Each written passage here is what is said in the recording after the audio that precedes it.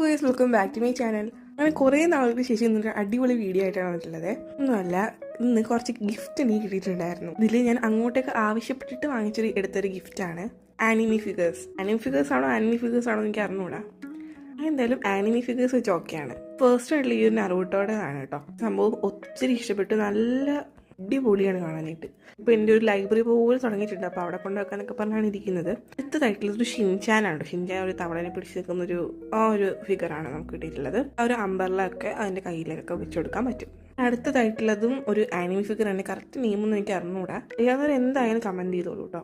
അങ്ങനത്തെ കുറച്ച് anime figures ഒക്കെ ഉണ്ടായിരുന്നു. 1 വീക്ക് അടുപ്പിച്ചോളം ഇങ്ങനെ വീഡിയോസ് വരച്ച് എന്താണെന്ന് ചോദിച്ചിട്ടുണ്ടായിരുന്നു. ഒന്നുമല്ല, എക്സാം ആയിരുന്നു.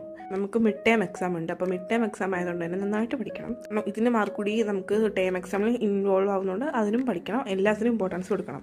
അതുകൊണ്ടാണ് ഇപ്പോൾ ഒന്നും വീഡിയോ ഇല്ലാഞ്ഞത്. ഇപ്പോൾ തിങ്കളാഴ്ച മാർക്ക് കൂടി കഴിഞ്ഞാൽ എക്സാമെല്ലാം തീർന്നു. എന്നിട്ട് നമ്മൾ വീഡിയോസ് ഇങ്ങനെ ഇട്ടുകൊണ്ട് ഇരിക്കും. ഇതാണ് ഞാൻ ആ പറഞ്ഞ ഫിഗർ കേട്ടോ. നിങ്ങൾക്ക് അറിയാവുന്നുണ്ടെങ്കിൽ കമൻറ്റ് ചെയ്യുക.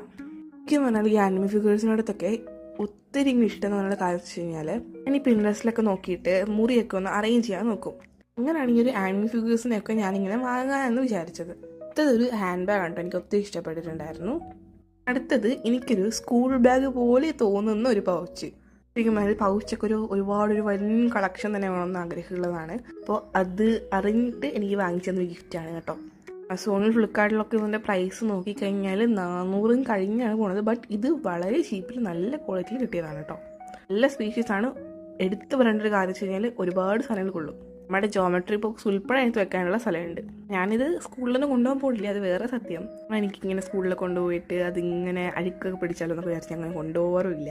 എന്തോ ഒരു മനസ്സുഖമാണ് ഇതെങ്ങനെ കളക്ഷൻ ചെയ്യുമ്പോഴത്തേക്കും. നിങ്ങളും ഇതേപോലെ ഒരു സ്വഭാവമുള്ളവരാണെങ്കിൽ കമൻറ്റ് ചെയ്യാൻ മറക്കണ്ട കേട്ടോ. അടുത്തതായിട്ട് എൻ്റെ ഫേവറേറ്റ് ആയിട്ടുള്ള ഹാരി പോട്ടർ മൂവിലൊരു കീ ചെയിൻ. അപ്പോൾ ഹഫിൾ പ്ലഫിൻ്റെ ആ ഒരു ഗ്രൂപ്പിൻ്റെ ആ ഒരു ചെയിനാണ് മറ്റുള്ളത്.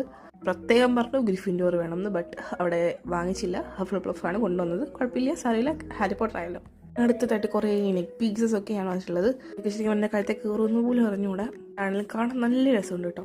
ഇതുപോലെ ഒന്നും കയറാത്തതാണ്. എന്തായാലും ഇതെനിക്ക് ഒത്തിരി ഇഷ്ടപ്പെട്ടിട്ടുണ്ട്. നോക്കാം. അപ്പോൾ ഇത്രയേ ഉള്ളൂ ഇന്നത്തെ വീഡിയോ. So by.